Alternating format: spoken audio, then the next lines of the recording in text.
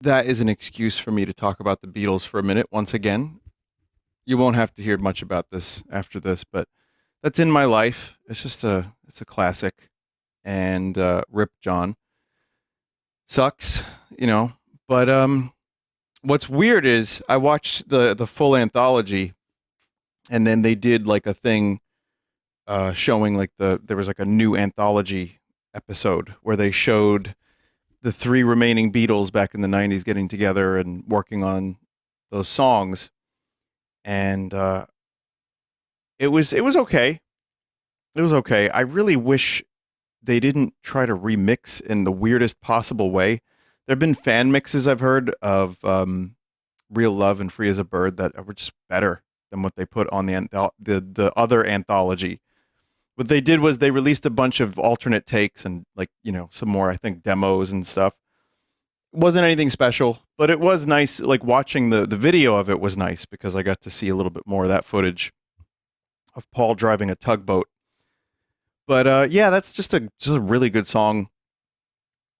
I think it's also the 60th anniversary of Rubber Soul. It is actually. It came out 1965, December 3rd, and that's a really great album. I love that album a lot. That and Revolver, you put those together, and those are really good. So yeah.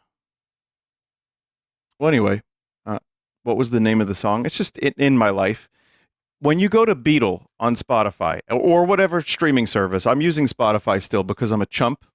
I'm a sucker. And it's easy. But it is the fifth most popular Beatles song. And the weirdest part about it, and I've talked about this before, I'll just mention this one more thing. Here Comes the Sun, which was never a single from George, who, you know, really came into his own towards the end there. But Here Comes the Sun has 1,700,000,000 plays. The second most played Beatles song on Spotify is Let It Be with nearly 900 million. And it's like, well, it's number two at the moment. Then Come Together is also 900 million. It's just nuts that this random, not random, it's a great fucking song. It's one of my favorite songs ever. But like, it's so weird that a George song, when I think Beatle, I kind of think Lennon McCartney mostly because that was who wrote most of the singles just over and over and over again. But then George, right at the end there, just wrote some of the best songs they ever did. And I love George. He's my favorite. So always good. But anyway, yeah, it was just a nice thing to see the anthology again. And it's a good band. I'm not going to force anybody to pretend to like them. You have your opinions on them, as I always say, that's fine. But they bring me some weird joy at this point and always have. So yeah, I like them. I'm also, I finally, I do associate them around this time of year because this is when my music teacher, who would just come in with an acoustic guitar and play songs while we sang them, this is when he brought in Beatle and Mario 64 came out. So it was 96, it was November. And I remember him like playing all kinds of stuff. And I asked him if he could play Nirvana songs. And he said, we only play grown up music here, okay? And then I was like, Nirvana's a grown up band. And then he said, okay, well, you're going to write Lucy in the Sky with Diamonds 3 times. And I was so fucking upset about that. That was like a betrayal. And I did that.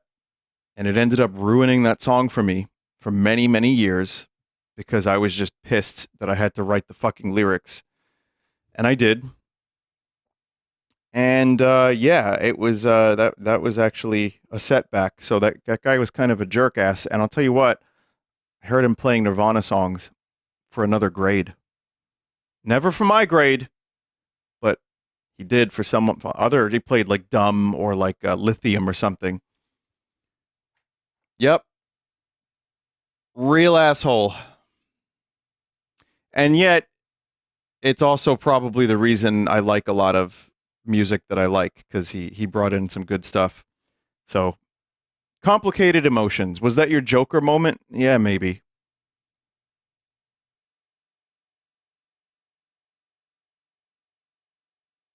All right, welcome back to the stream. Favorite Ringo song? Octopus.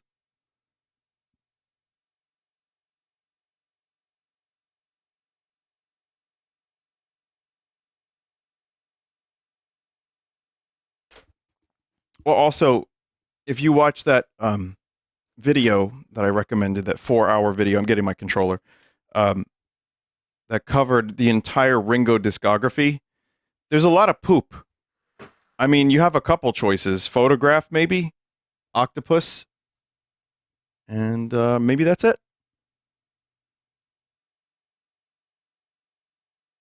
No, there's some good. There's genuinely some good Ringo songs. There's a couple, but yeah, just a couple. All right, I'm gonna play the game now. I think this is gonna be an interesting one.